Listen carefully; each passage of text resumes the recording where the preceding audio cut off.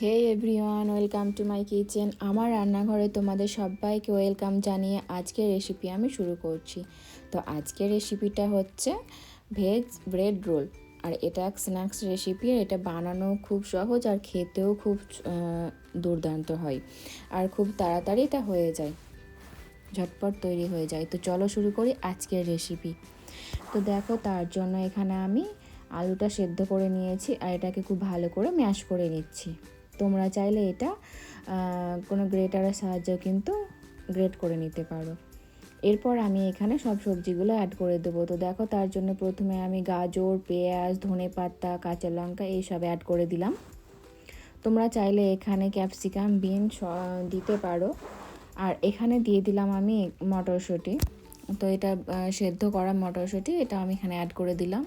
আর মশলার মধ্যে দিচ্ছি আমি প্রথমেই লঙ্কার গুঁড়ো। তো ঝালটা যে যার অনুযায়ী দেবে, যেহেতু আমি এখানে কাঁচা লঙ্কা কুচি দিয়েছি তো সেই পরিমাণে দিলাম। তার সাথে দিলাম হলুদ, পরিমাণ মতো লবণ, ধনে গুঁড়ো, জিরে গুঁড়ো আর গরম মশলার গুঁড়ো। আরও লাগবে হচ্ছে অরিগ্যানো 1 চামচ মতো, আর লাগবে চিলি ফ্লেক্স 1 চামচ মতো। এবার এই সব কিছু কিন্তু খুব ভালো করে মিশিয়ে নেব একসাথে। আর হ্যাঁ, এখানে আমি চিজ অ্যাড করলাম। তোমরা চাইলে চিজটা দিতে পারো, আর যদি ভালো না লাগে নাও দিতে পারো। তো এখানে আমি চিজটা দিয়ে দিয়েছি। এবার আমি এটাকে খুব ভালো করে কিন্তু মিশিয়ে নেব। তো দেখো, খুব ভালো করে কিন্তু আমার এটা মাখানো হয়ে গেছে। এবার আমি এটা সাইডে রেখে দেব। এবার এখানে আমি সেই মাখিয়ে রাখা মিশ্রণ থেকে একে একে কিন্তু রোল তৈরি করে নেব। আর এইভাবে রোলটা তৈরি করে রাখলে কিন্তু বানানোর সময় ভালো হয়, সুবিধে হয়। তো সেই কারণে প্রথমে কিন্তু আমি মাখানোর যে আলুটা ছিল সেটা থেকে কিন্তু আমি রোলগুলো তৈরি করে নিয়েছি। তো দেখো, এখানে আমি কিন্তু সবগুলো কিন্তু রোল তৈরি করে নিয়েছি। এবার আমি রোলটা বানিয়ে নেব। তো তার জন্য আমি এখানে নিয়েছি ব্রেড। এটা আমি ব্রাউন ব্রেড নিয়েছি। তোমরা চাইলে নর্মাল হোয়াইট ব্রেডটাও নিতে পারো। তো আমি এখানে ব্রাউন ব্রেড নিয়েছি। তো এটার সাইডে যে অংশটা আছে সেটা কিন্তু আমি কেটে বাদ দিয়ে দিচ্ছি। এটা আমি বাদ দেব না, এটা তাওয়াতে দিয়ে গরম করে কিন্তু ব্রেড ক্রাম্বস তৈরি করে নেব। তো এইভাবে সবগুলোই কিন্তু সাইডটা কেটে ভালোভাবে কিন্তু বেলনার সাহায্যে ভালো করে চাপ দিয়ে দিয়ে কিন্তু এটা যতটা পারা যায় এটা কিন্তু পাতলা করে বেলে নিতে হবে। তো দেখতেই পাচ্ছ আমি কতটা চাপ দিয়ে এটা কিন্তু বেলছি। এইভাবে কিন্তু চাপ দিয়ে বেলে নিতে হবে যাতে ভালোভাবে এটা পাতলা হয়ে যায়। তো দেখো, এইরকম পাতলা হওয়া চাই। তো এইভাবে কিন্তু আমি সবগুলো একে একে বেলে নেব।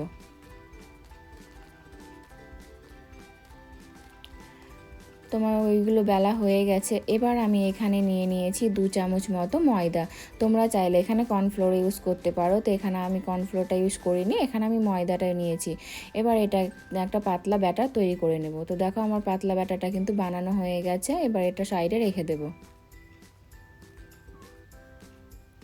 এবার আমি কিন্তু রোলগুলো একে একে বানিয়ে নেব। তো তার জন্য আমি এখানে একটা ব্রেড নিয়ে নিয়েছি। আর এখানে আমি একটা বাটিতে কিন্তু একটু গাঢ় করে ময়দাটা মাখিয়ে রেখেছিলাম। এটা কিন্তু আঠার কাজ করবে, যাতে এটা সাইড থেকে ছেড়ে না যায়, সেই কারণে। তো এবার দেখো, এইভাবে দিয়ে আলুটাকে ভালো করে রোল করে এইভাবে সাইড থেকে চাপ দিয়ে বানিয়ে নিতে হবে। তো এইভাবে কিন্তু আমি সবগুলো একে একে রোল তৈরি করে নিচ্ছি। আর তৈরি করা হয়ে গেছে। এবার আমি যে ময়দার যে ব্যাটারটা ছিল সেটাতে আমি এই রোলগুলো একে একে ডুবিয়ে ওটা থেকে তুলে আমি যে ব্রেড ক্রাম্বসটা বানিয়ে রেখেছি সেই ব্রেড ক্রাম্বস এটাকে কোট করে নেব। ব্রেড ক্রাম্বস কিন্তু বাজারে কিনতে পাওয়া যায়, আর তোমরা চাইলে এটা ঘরেও করতে পারো। এটা কিন্তু আমার ঘরেই বানানো ব্রেডগুলো। কিছু ব্রেড তোমরা তাওয়াতে হালকা আছে এটা গরম করে নেবে, তারপর ঠান্ডা হওয়ার পর কিন্তু এটাকে মিক্সিতে ঘুরিয়ে নিলে ব্রেড ক্রাম্বস হয়ে যাবে। তো দেখো, আমি একে একে কিন্তু সবগুলোই কিন্তু ব্যাটারে ডুবিয়ে ব্রেড ক্রাম্বসে কোট করে নিচ্ছি।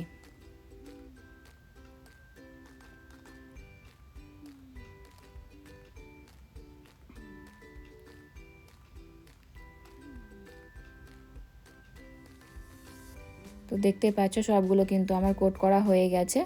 এটা চাইলে তোমরা এখানে এখন ডিপ ফ্রাই করে নিতে পারো, তাছাড়া তোমরা এটা চাইলে ফ্রিজে 10 মিনিট মতো রাখতে পারো। তো দেখো আমার এখানে তেলটা গরম হয়ে গেছে। এবার আমি কিন্তু এই তেলে সবগুলো একে একে ছেড়ে ভেজে নেব। যতটা দেওয়া যায় ঠিক ততটাই দিয়ে আমি কিন্তু এটা ছেড়ে ভেজে নেব।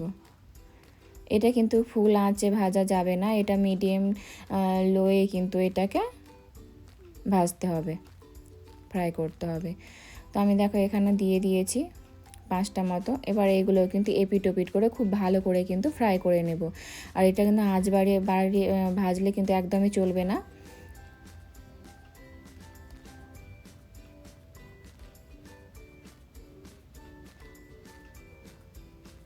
তো দেখো অনেকটাই কিন্তু এটা আমার ব্রাউন হয়ে এসেছে, ভাজা ভাজা হয়ে এসেছে।